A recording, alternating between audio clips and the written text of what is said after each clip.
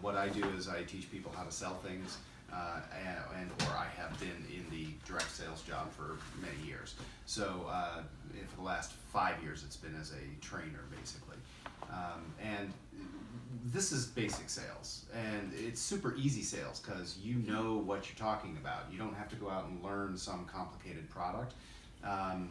In the interest of quickness, I'm just going to start going through a few basic ideas. One, look the part for wherever you're going.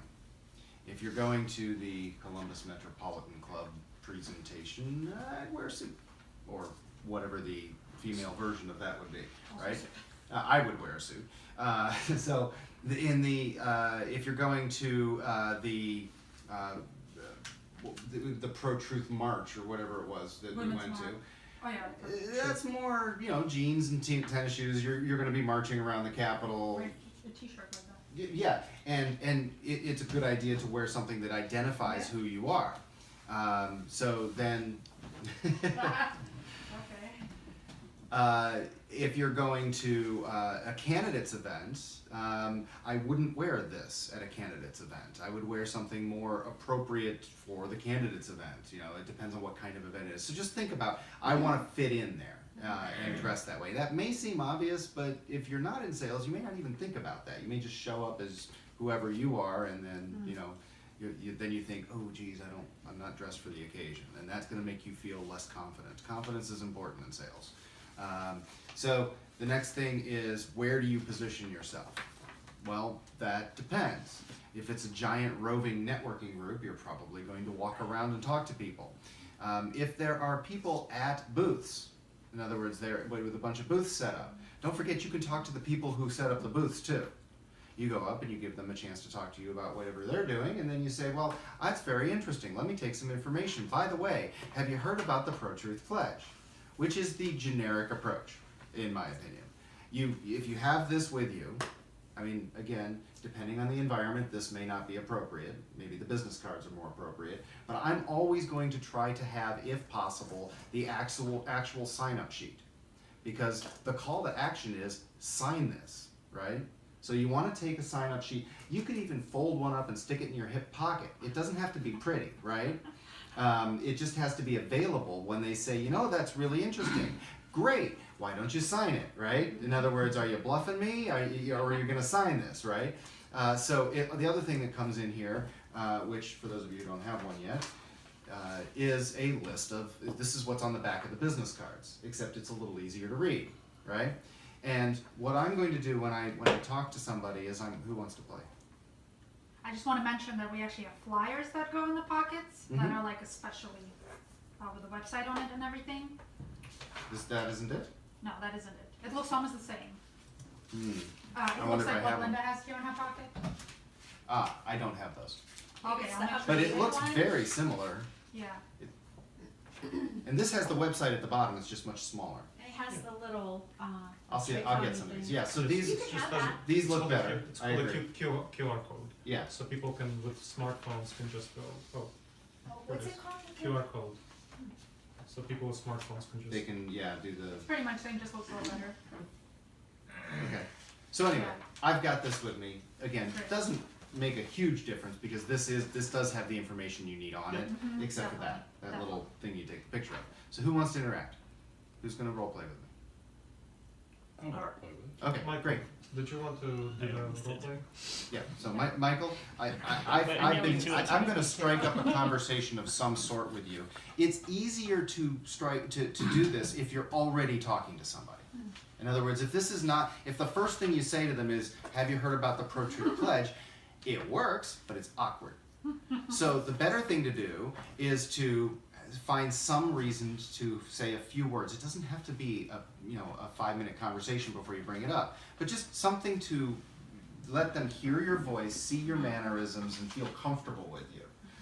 Generally speaking, depending on if you have an opportunity to observe people, if they are more dressed up and more rigid, don't stand next to them, don't touch them. That's a very quick version of DISC, which we had a conversation about a while ago. If they are the dominant type personality, Don't stand next to them, don't touch them, stand across from them. You can offer to shake their hand, but don't do this. I don't even know if you're a ID, but if that makes him uncomfortable, he's not gonna wanna talk to me, right?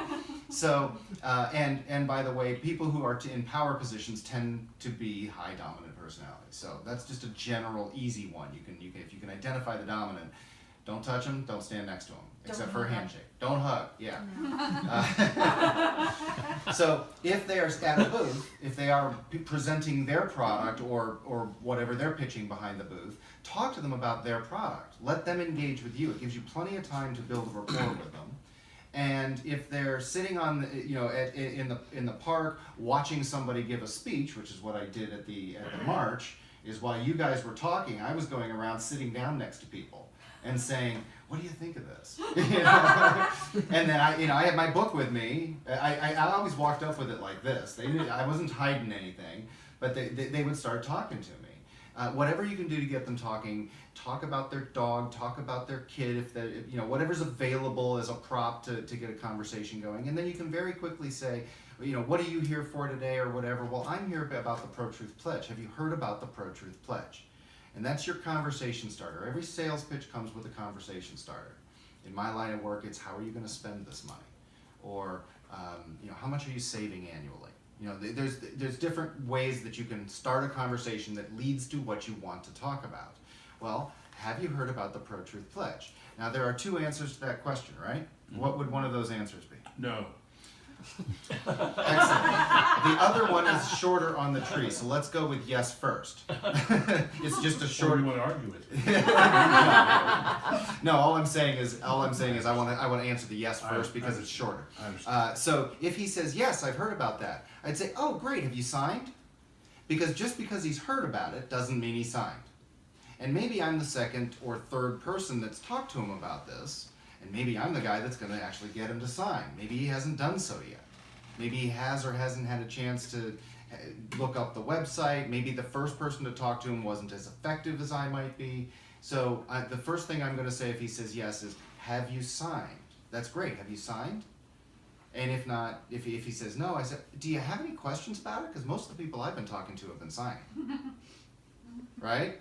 Because in sales, that's other people that I talk to have these concerns. Maybe you would have this concern too, right? So I'm making it not canned, but it's basically a process of a sales conversation that you use with every single sales process.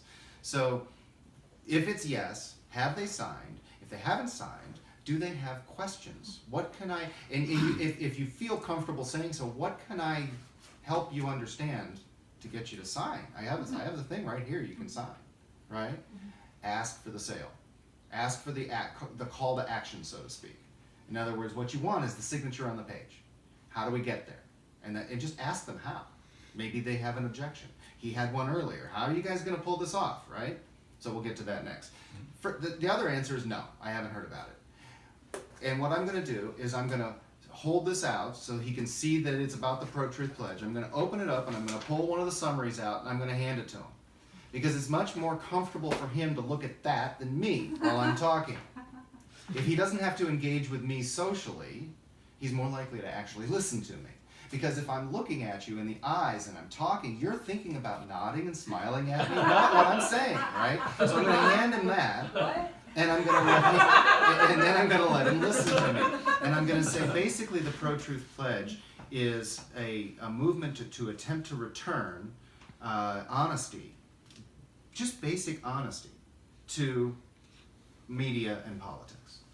And what we're trying to do is start at the grassroots with normal, everyday folks like you and me.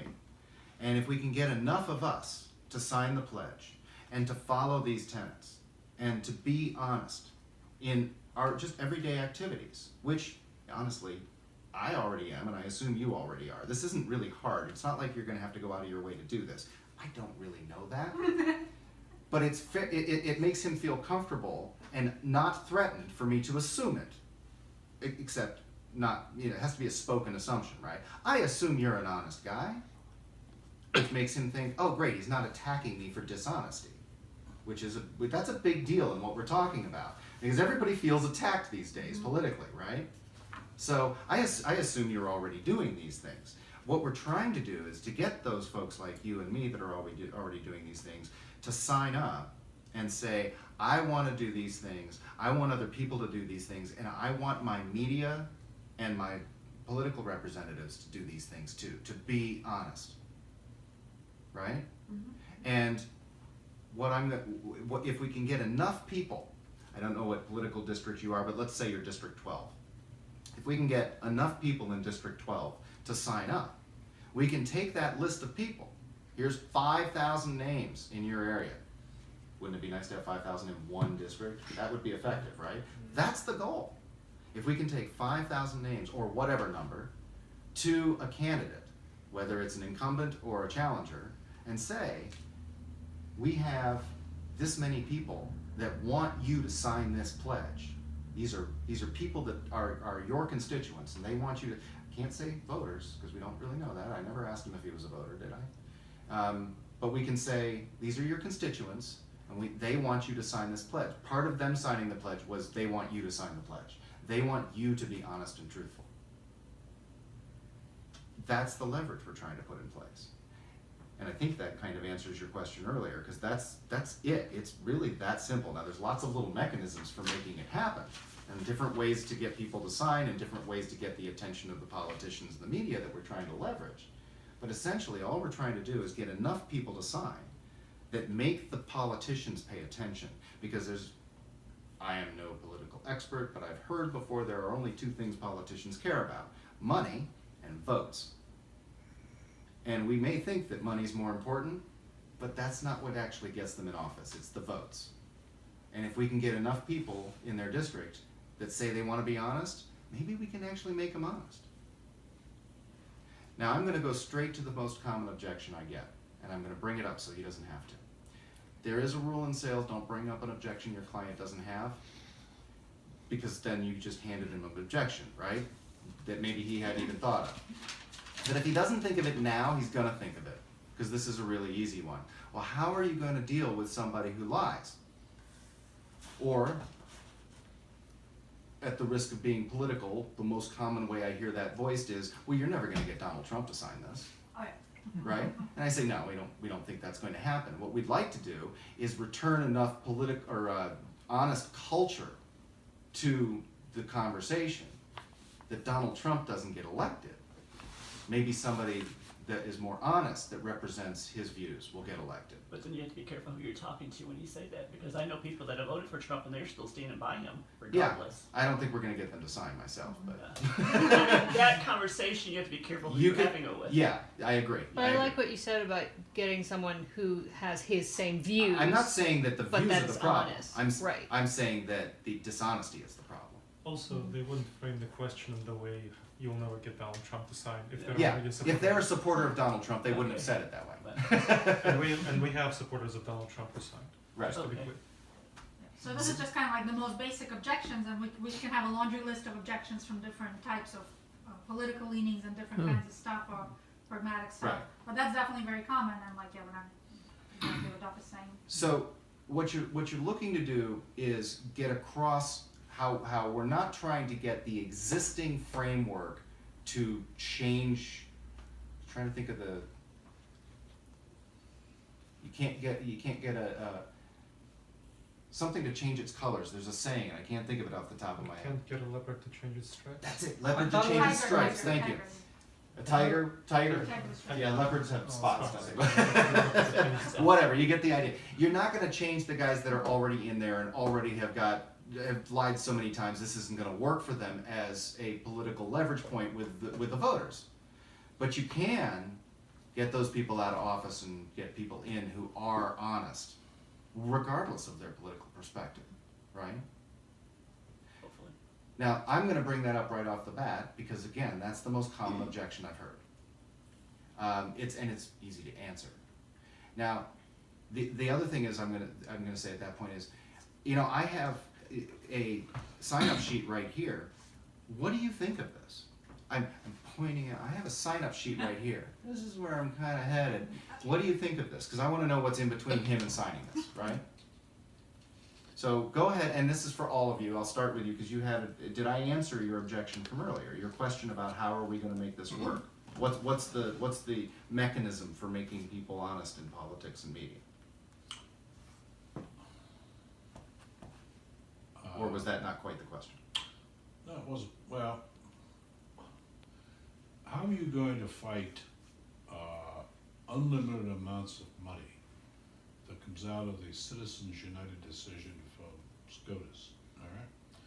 That is somebody, I believe it was Herr Goebbels said the people who scream the most will usually win the argument. If you say a lie enough times, loud enough, They will people believe will it. believe it. And how much money will it take to get this candidate to come around? When you can't find out how much money is being spent for this guy, all right? Because I've asked candidates before, well, how much money was donated to you? Well, that's a secret. As is who gave it to him. Right, and I asked one candidate recently as how much it's gonna take to win this office. Was a local, to get Tiberi's office up there, he said it'll take $1 million. One minor office, right, $1 million. Somebody's gonna spend that amount of money. Are you gonna spend that amount of money on these candidates? We don't know that we're going to have to spend that kind of money. My answer, as just a guy collecting signatures, my approach to that, I always try to distance myself from the leadership in the organization when I answer these questions. I do not want to represent the leadership of the organization. If they want really super technical questions, I want to put him in contact with the leadership of the organization. Because if he's asking good questions and he likes the answers, he might end up at this table, right? So I'm always going to say, you know, as a guy out here collecting signatures, not leadership of the organization, the way I understand it is that we're trying to get the grassroots push. If we, remember, it's media and politicians. If we can get enough people pushing from the bottom up, we can get the media to do things. And that doesn't cost any money at all necessarily. If their constituents want to hear this, they want the eyeballs and the ears on their advertisements, they're going to report it, right? So we're trying to get attention by having a mass movement. That's why we need guys like you to sign. That's a soft close, by the way. That's why we need guys like you to sign, so that we can have a lot of people involved.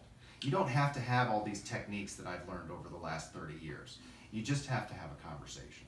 And I make it sound easy. I hear this all the time in training. Well, you make it sound easy. I went and tried it. It wasn't that easy. No, but if you do it a bunch of times, it gets easy. The trick in sales is not feeling bad about yourself when somebody doesn't sign or doesn't buy or whatever. You just have to keep doing it. And before you know it, you're pretty good at it. It doesn't take very long. Do you have enough? Does that Can I help? add something to it? Yeah. A good friend of mine's been a sales rep for 40 years. He uses the feel, felt, found approach. I don't know how you feel, right? I felt that way before also, but I have found out that, bang, there's your closing argument. Okay. And you can also, you can use the same feel, felt, found approach with other people that I've talked to. I know how you feel. Other people I've talked to have felt that as well. Or better yet, other people who have signed have felt that as well. I just thought about correcting that in my head as I went through along. You know, because they found that. It doesn't, you know, one of the things that, oh, that's never going to work. That's an objection that I get. Okay, why not? Well, you're never going to get it's kind of the stuff he was talking about is usually the answer. And I say, well, let me ask you this. Is it really going to make any difference to you to put your name behind us and let us try to push? If we don't try, it's not going to work, right? If we don't even try, there's no way it's going to work. But we're going to try, and all we need is your name to add to the list. That guy who says it's never going to work, it's going to be hard to get at this table. So now all I'm trying to do is get him to sign, right? Just let us use your name. Be on the list. What other objections?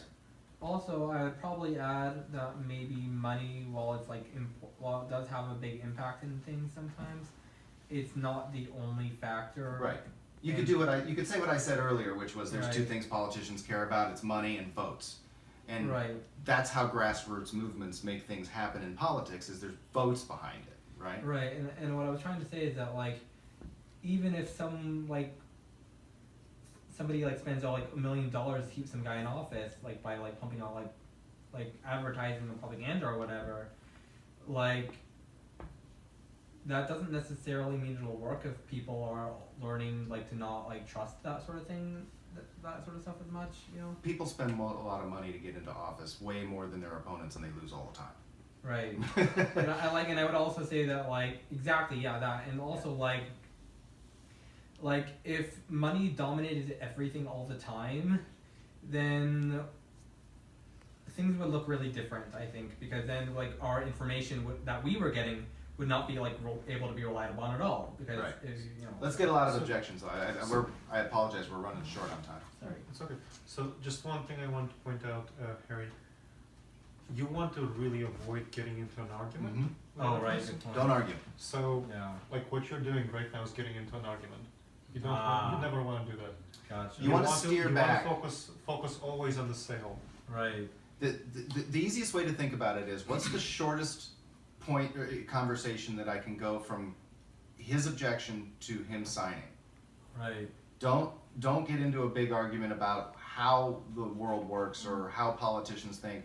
You know, it's the easiest one to answer for that one is, all we really need is more people. If we can get enough people and we can go to a politician, whether they're an incumbent or a candidate, and say, we have all these people in your district that are your constituents that want you to be honest, and they signed this, and then part of signing it is they want you to sign it. You'll get their attention. Or you won't, but their other guy will. You give these out? Sure, sure. I give these out. They have the same information. Yeah, it's the I same I thing. see that. Exactly. This is kind of intimidating. You think, wow, gee, there's a lot of information on here. This here I can kind of take with me. It's whatever works. Yeah, Okay. give them Whatever both. works. Just a little easier to read because Oh, yeah, it's that's bigger. what I was thinking. Yeah. Especially I think it's easier to read. Yeah. Oh, no, I agree with you. Yeah. The old elevator. But again, and if I have this with me, I'm gonna hand them this probably.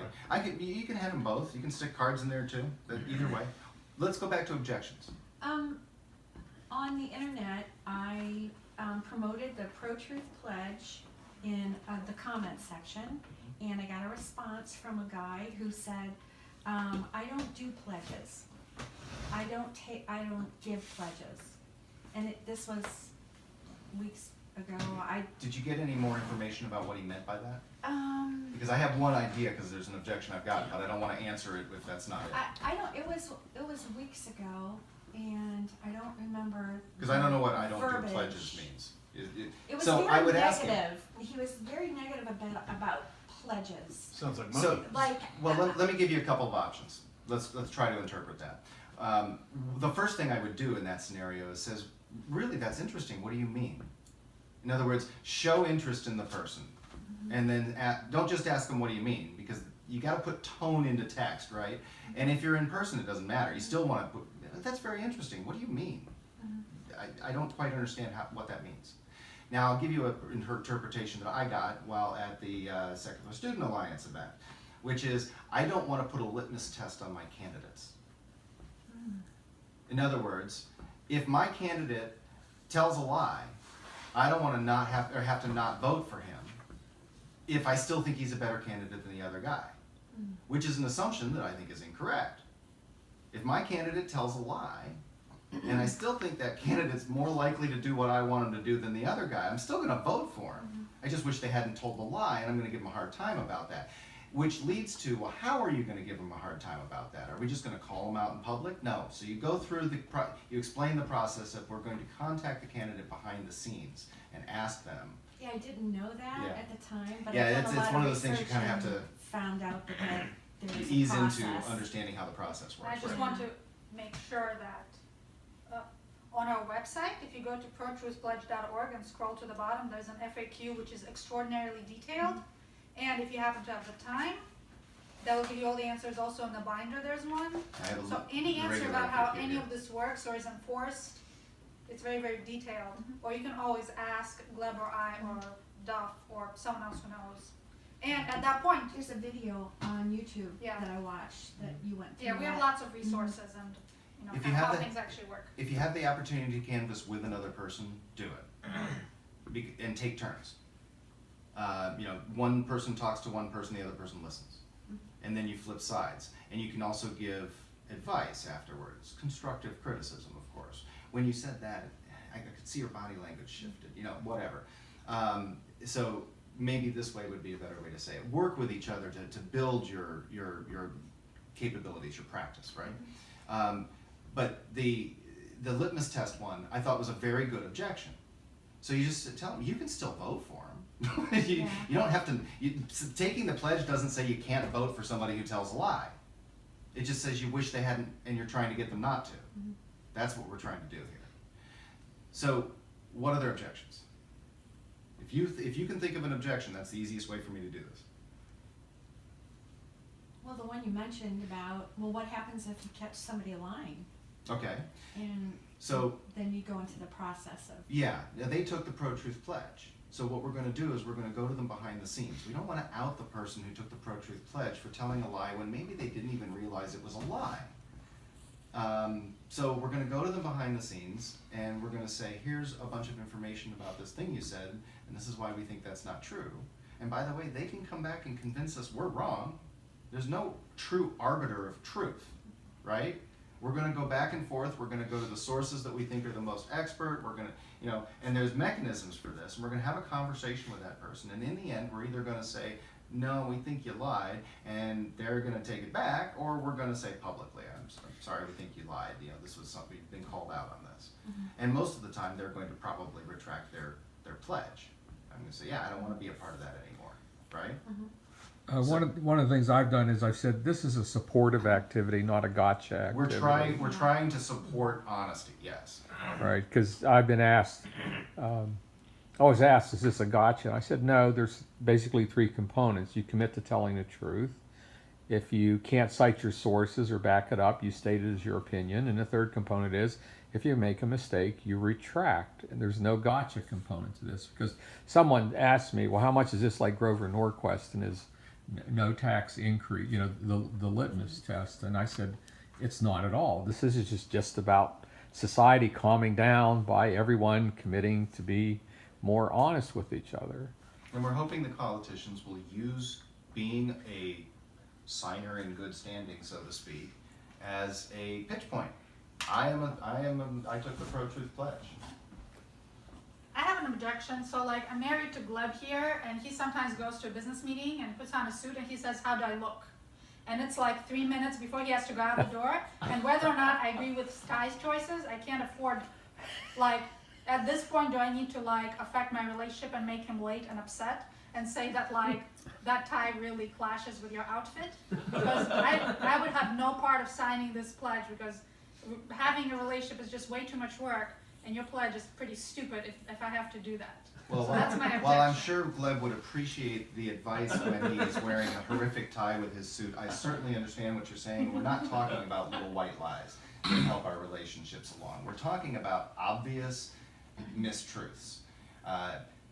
Let me pick one that does have some political weight on it and say, if you are saying that anthropogenic climate change is not a thing, that's going to be a problem for us, right?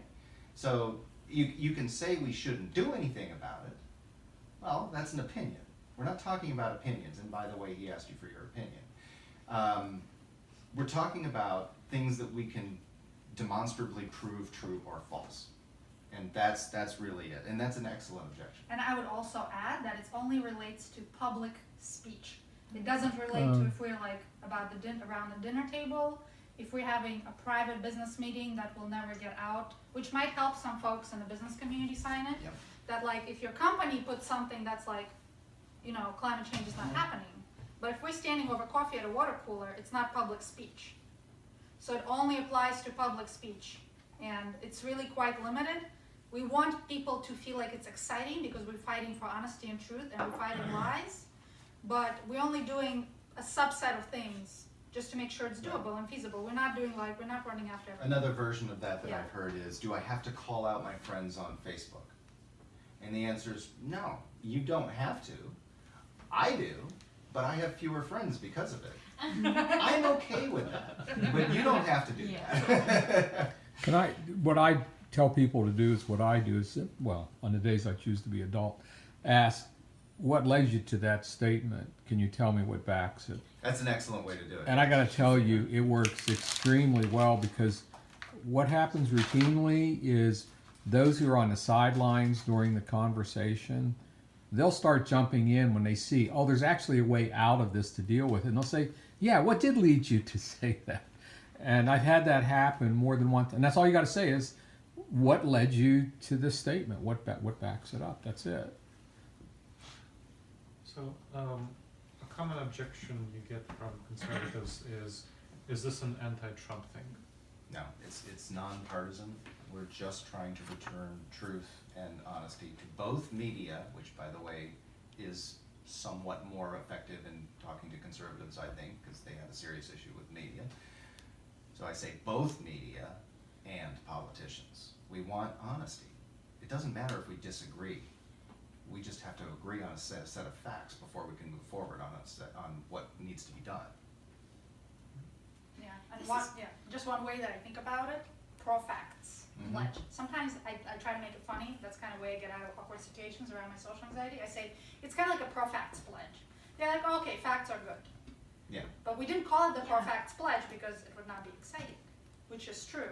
But if you go through all the fine print, it's really just mainly focuses on the facts. The difference between opinions, like your shirt looks great or not, that's an opinion. So if we focus that it's on facts, you know, it kind of narrows things down sometimes and helps in some situations. One thing I noticed when people were signing for his presentation, they went to fill out the sign in, and they said, "Why do you need my address?" That's an excellent segue into the signature portion, which I'm going to watch, and I'm going to hand them the pen, and I'm going to hold the document if we're standing, so that they don't have to. They're going to hold it also, but I'm going to help them hold it steady. If the two of us are holding it, that's more likely that they're going to have an easy time doing it. And they're going to get date. Oh, that's really easy, right? Name. I know my name. Email. Why do you want my email address? Well, we need to be able to get in contact with you if we can't read your name or your address. We need your address so we can tell what political districts you're in, right? And we need your email address in case we can't read this, which is also why we need your phone number. Now, you can choose not to be contacted, but you know, it's not, if I'm at a Democratic event, I always say, we're not like the Ohio Democratic Party. You're not going to get 6 emails a day from us. I can speak from experience on that. Yes. I haven't been to a Republican event, but I probably could come up with the same kind of thing, right? I mean, surely the Republican Party sends out lots of emails just like the Democrats. So, you know, I'm going to say that we're not like a political party. We're not going to be emailing you constantly. But we have a newsletter, we have important things that are happening that we'd like you to know about. Maybe somebody interesting signs, you can go to our Facebook page. I'm going to talk about the social media at this point because that's not on here. But you can go to the Facebook page and you can see what's going on and who's signing, and interesting stuff is happening here. This is a happening organization. So, does that answer? Yeah. Okay. You're gonna guarantee me that this list that you're collecting of all of us signers, it will never be sold, given out, or exchanged with somebody else without my knowledge? Well, it's public. I didn't ask you that. I asked you a yes or no. Are you Well, gonna share this information with I'm somebody else? answering carefully so that I'm sure that I'm not lying to you, because what I want you to know is this is going to be on a website. It is public information. Ah, so it is So- on the website. Yeah. No, it's not. The, Uh-huh. not the address. See, I can be wrong. Just Not- the name, right? Just your name and where you live, not your address, but Okay. the city and your social media if you give social media. So if you sign on the website, you can give social media, let's say your Facebook page or Twitter or something like that. Excellent distinction. So I can, But- so you're not gonna share this with anybody? No. No, He said no. Yeah, I said yes. I see, Yes. okay. In other words, we're sharing. We have to have it out there to prove that we have Okay. these people. No, that sign. let me correct myself. We will be sharing this with politicians who will be say, do you really have my Right. district? You know, how many people from my district do you have? And then we give them a list saying, here are the people from your district. You know, name, no email, address. So that will be So that they the- can confirm that. Yes, so they can confirm that. So for example, the way we get Michael Stenziano to sign was the way we sent him, here are the number of people in Columbus who have signed the Pro-Truth Pledge, here are their addresses. without their phones or emails. I mean, that's the same way it works for like petitions in general. Yeah. You know, I mean, that's how politicians are able to know that their constituents are actually, what their constituents actually want, and that it's not just someone like putting just a bunch of names on paper without them actually living I in knew that that. district. But we're not gonna sell this to P&G, for instance.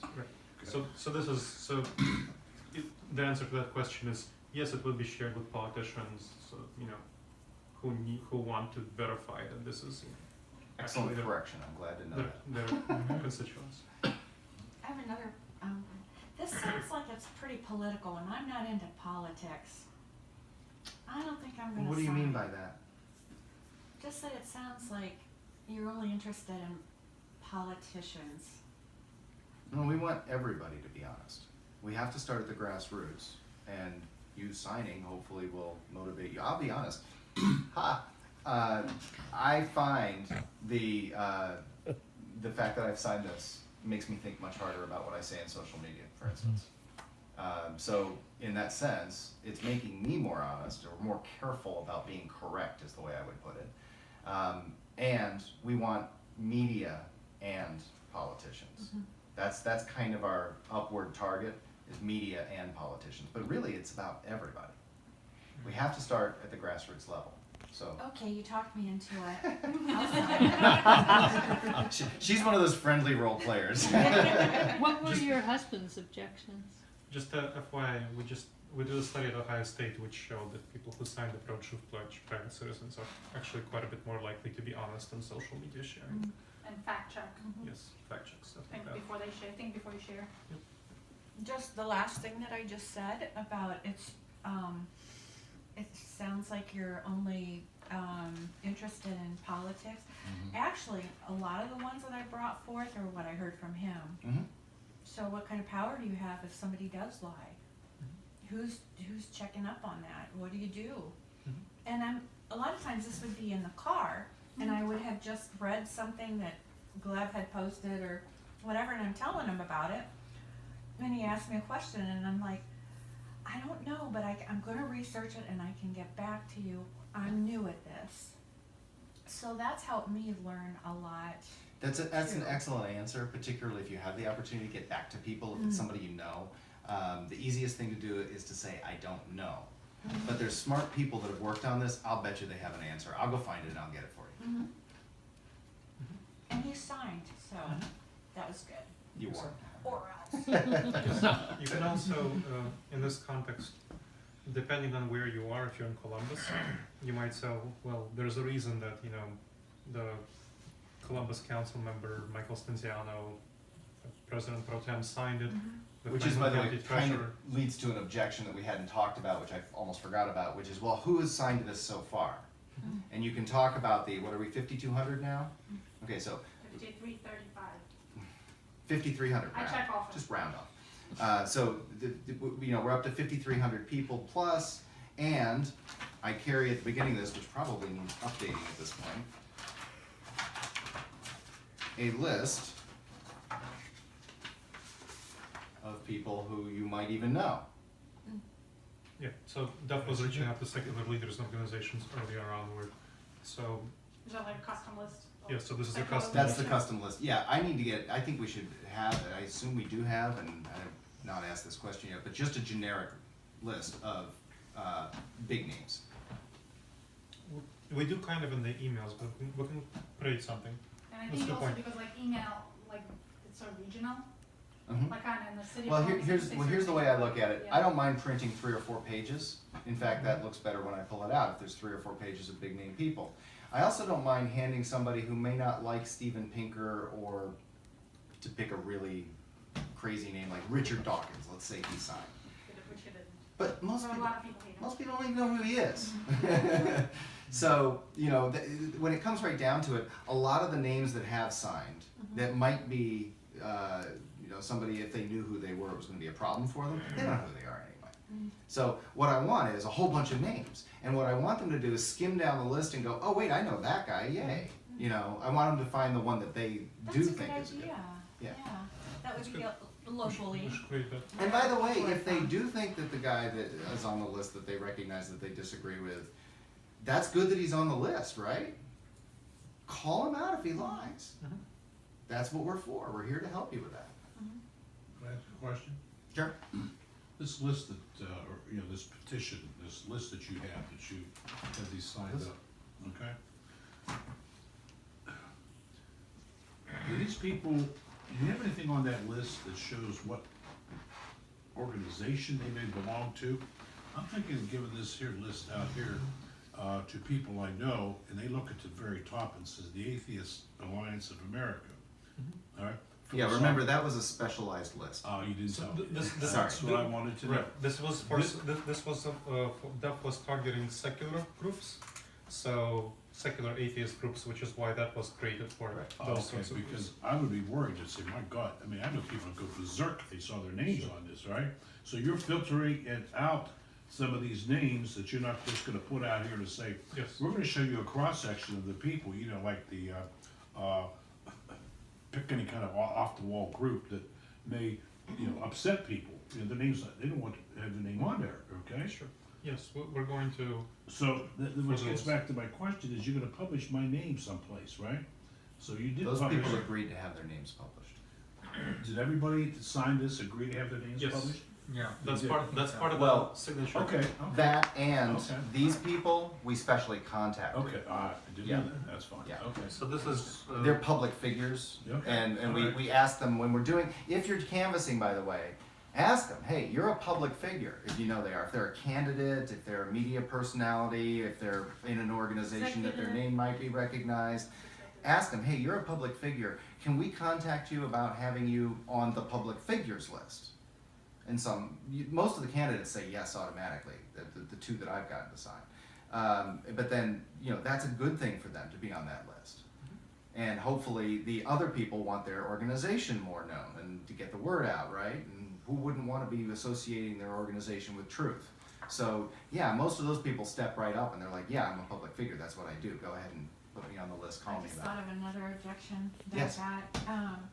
I'm already honest. Why do I need to sign something to show that I'm honest? That's an excellent point.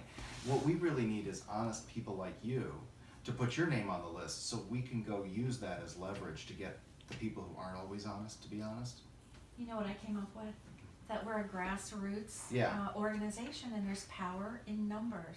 Exactly. And the more people that we can get to sign, the more power we'll have to promote truth. Well, and I'm kind of adding mine on to what I've Yeah. said before. Yes, that's the mechanism. And essentially the answer to that is explain the mechanism and explain that we need your name to Yeah. create that mass effect. I like that story about the environmental woman in the 60s. Oh, Rachel Carson. Yeah, when you tell that one. Other objections? We've run over time and I apologize, but That's okay. Good stuff. Other objections? feel free to email me or contact me if you have. This is like the role playing stuff, right? Mhm. So one of the common objections I've heard is, well, maybe it's not super common, but like when people like think of it, like it's like often difficult for some people to know how to answer it. So they'll ask things like, well, they'll ask things something like, well, how do you know that the scientific consensus is reliable, or like, how do you know the fact checkers are being honest? That's an excellent question. I mean, when it comes right down to it, we have to trust in the scientific process. We go to the relevant experts, and if we're having a conversation with somebody who is disagreeing with us on this point, they get to tell us why, they're a set of experts, and Right. in the end, we're going to have to come to a conclusion of some sort. But it really isn't as Well- hard as people make it out to be. It's why there's peer review. What makes something scientific is one person can't say it. It's Which not. is true, but I don't want to get too detailed into how Right. science works. I thought you were getting too complicated. You did? Okay, Yes. fair enough. I agree, yeah. Yeah. I Okay. think it's simpler to say it only makes it into science if a bunch of people repeat it. Yeah, and also I would also point out that I actually wrote a blog post that sort of comprehensively answered that question, but it's called Boolean Value Beliefs versus Probabilistic Beliefs and the Relationship to the Accountability of Scientists and Fact Checkers, and it goes into detail like the answer to that question. Sure. Let me argue with you a little bit on that. It doesn't matter how science works to answer that objection. Because what is their underlying concern? Their underlying concern isn't whether or not science works. They think science works, but they think scientific process, scientific arguments can be used against their interests. And what we want to say is that their interests will have a voice in the process. That's my personal opinion in this. In other words, in the end, in this process, we're going to be having a conversation with the person who's been called out. And that's what I'm trying to get across. I don't want to get into how science works. Maybe they are smarter about how science works than I am. I'm in sales. I'm a science buff, but I'm in sales. So I don't necessarily know all the answers to that. What I do know is how this process works, and that's what I want to talk about. So I'm going to avoid getting into discussing peer review. I may have even gotten in more depth than I should have in answering it the first time, but my point is what you really want to do is what is their concern and how, and I think in that scenario, that objection, their concern is generally going to be that their side of the argument is going to have science used against it unfairly. And the way that happens all the time is it's not a conversation. It's a call out. We live in a call out culture these days. What's a call out? Give me a definition of a call out. Somebody yelling out to the world, that guy lied, instead of having a conversation with you about it, usually through social media. So Or the media. what percent? So do we have any like statistics like what percentage of people like distrust scientific consensus? Let's leave it. Yeah, yeah, yeah. Yeah, I apologize, but that's off track for this. Yeah, yeah. But your particular point, conversation. Duff, is for the person objecting, your voice isn't going to get crushed. It's going to be part of the overall conversation. Right. That's what I'm trying to say. Okay. Is that the person that we're talking to about what we think is a lie, we're having a conversation with them, and they're going to have an opportunity to say no, it's not. And if it's not, they can convince us it's not. They can give us. Science gets new information all the time. It could be just that they've received misinformation also, and they don't realize that it's not true. Or that we took what they Though, to said me, the differently word than lie they is a did. little They strong. meant it. Yeah. Well, unless you know for sure that they deliberately lied. Yeah, I mean, if you're using the No. temperature thing, if it's 75 out and you're saying it's 70, that's an obvious one. But yeah, a lot of these things are not that simple. For the purpose of convincing them to sign, you want to make it as simple as possible. Right. And always lead back to, that's why we need your help. Here's the thing we want you to sign. Do you ever print off the list of the fact-checking sites to hand out to people? It's an Does- I have the FAQ. frequently asked questions. It's in an here. FAQ. Can't find it, yeah. Are there any other objections? That's my question. Are you dancing around libel and slander here in some cases? I believe both of those, not a lawyer, but I listened to Opening Arguments podcast. I stayed in the Holiday Inn Express. Yeah. If I'm not mistaken, it has to be factually incorrect for it to qualify for either one of those things. If you say something about somebody and it is factually true. You can make a mistake, like we've heard discussed here. You did Sure. sue you for libel. You said, "Oh, I made a mistake." Right. But somebody could intentionally mislead you, which by saying something that Pat Tiberi's a liar because such and such and so and so. Wow, man, that's And we're not just going to go on the reporters, that's dangerous. the person who reports its facts. We're going to go do our own research too. I don't think it would come across, I mean, if somebody, you don't say that they're a liar. Yeah, it's Do you? not quite that I mean, simple. That's why I said that They've broken the misinformation pro-truth sounds like pledge, I think is the Right, way you Yeah. gotta say it, broken the right? pro-truth Yes, it's a pledge, violation of the yeah. pro-truth pledge. Violation, Yeah, yes. yeah. It's a violation. So we're not yelling out, liar! Oh, okay. All right. Yeah. That's- Yeah. I'm using colloquialism there, but gentle. that's a probably much, you should practice those gentle. phrases, I'm gonna practice that phrase. But it's a good, Violation of the it's a pro-truth good point because what I run into is people's inability to distinguish between an objective failure of fact versus an argument ad hominem. Mhm. So rather than saying that's incorrect, it's you're a lying bastard. Yes. Right. And what I'm noticing from the bit of talking I'm doing, a lot of people do not know how to tease those apart very well. I mean, to me, they're maybe for most of us here, that's an obvious separation. But I tend to run into a commingling.